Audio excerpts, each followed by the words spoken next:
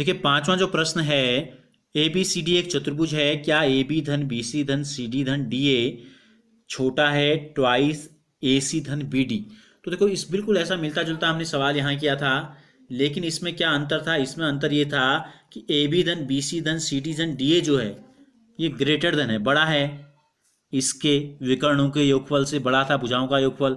यहाँ अंतर ये है कि यहाँ जो है भुजाओं का जो योगफल है वो छोटा है विकर्णों के योगफल के दुगने से, हमको ये बताना है। यहाँ हमने क्या किया था? यहाँ हमने भुजाओं को जोड़ा था। देखो ए बी धन बी सी जोड़ा था तो विकर्ण से बड़ा दिखाया था। यहाँ हमको क्या दिखाना है? विकर्णों को बड़ा दिखाना है। देखो ए सी और बी डी को बड़ा दिखाना है हमको, तो हम क्या करते हैं, हम ऐसे त्रिभुज का चुनाव करेंगे जिसमें जो हमको विकर्ण प्राप्त हो जाए। ठीक है, हमें ए सी को बड़ा दिखाना है बी डी से, तो हम क्या करते हैं, हम लेते हैं छोटे त्रिभुजों को लेते हैं। वहां हमने बड़े त्रिभुज लिए थे, यहाँ ये छोटे जो चार त्रिभुज हमको दिख रहे हैं, त्रिभुज ओ ए बी। देखो आप त्रिभुज ओ ए बी में, त्रिभुज ओ ए बी में क्या होगा, ओ ए और ओ बी को जोड़ देते हैं।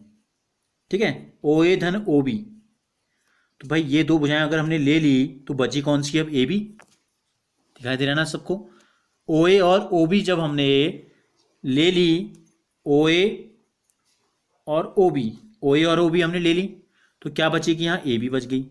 तो दो भुजाओं का योगफल तीसरी जो भुजा शेष है उससे बड़ा होगा। इसी प्रकार कौन से त्रिभुज हैं? और बीओसी में आ जाते हैं।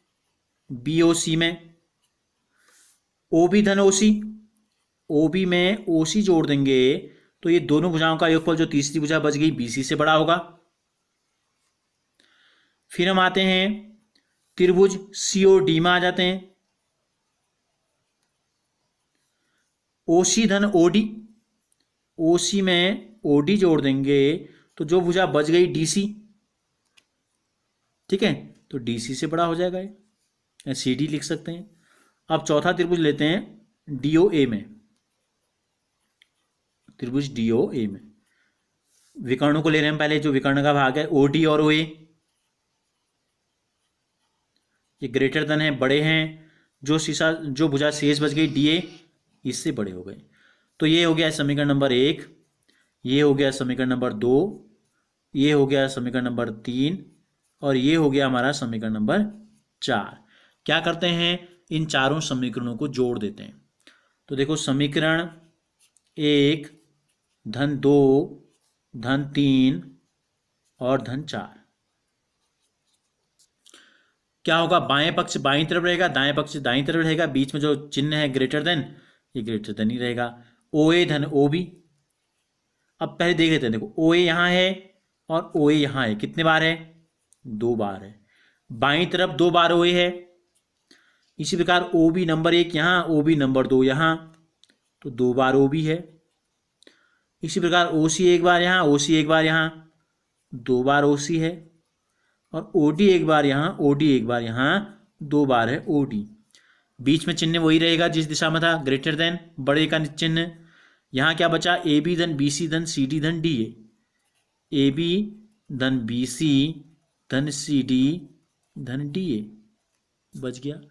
अब देखो ओ ए में अगर ओ सी जोड़ दें, एक ओ ए में एक ओ सी जोड़ दें, पहले तो हम क्या करते हैं, 2 कॉमन ले लेते हैं। यहाँ सब में है 2 कॉमन ले लेते हैं, तो ये हो गया 2 ओ ए धन ओ बी धन ओ सी धन O D is greater than, A B और एक ही बार है, सब एक ही बार हैं, तो ए बी धन बी सी धन सी डी धन डी ए।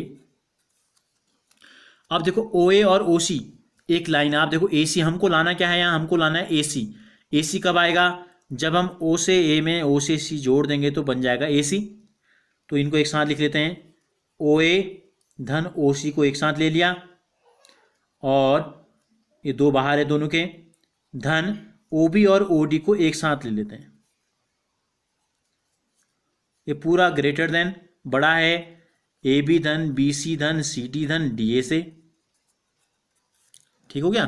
तो अब क्या करेंगे, अब 2 की जगह 2 ओ ए और ओ सी को लिख देते हैं ए सी, और ओ बी में ओ डी अगर जोड़ेंगे चित्र को आप देखिए तो बन जाएगा B D is greater than A B धन बी सी धन सी डी धन डी ए आ गया, ये प्राप्त हो गया हमको। अब हमको क्या है, भुजाएं इस तरफ दी हैं तो इसको पक्षांतर कर लेते हैं। ये ए बी धन बी सी धन सी डी धन डी ए क्या है, ए बी की तरफ क्या है, छोटे का निशान है, इस लेस देन किससे, ट्वाइस कोष्टक में है ए सी धन बी डी। तो यही चीज़ हमको क्या करनी थी, सिद्ध करनी थी। देखिए एक बार ध्यान से, ऊपर ए बी धन बी सी धन सी डी धन डी ए छोटा है ट्वाइस ए सी धन बी डी से, तो ये प्रूफ हो गया हमारा। ठीक है, तो बहुत महत्वपूर्ण है, इन दोनों प्रश्नों को ध्यान से आप देखेंगे, बहुत बार पूछे जाते हैं।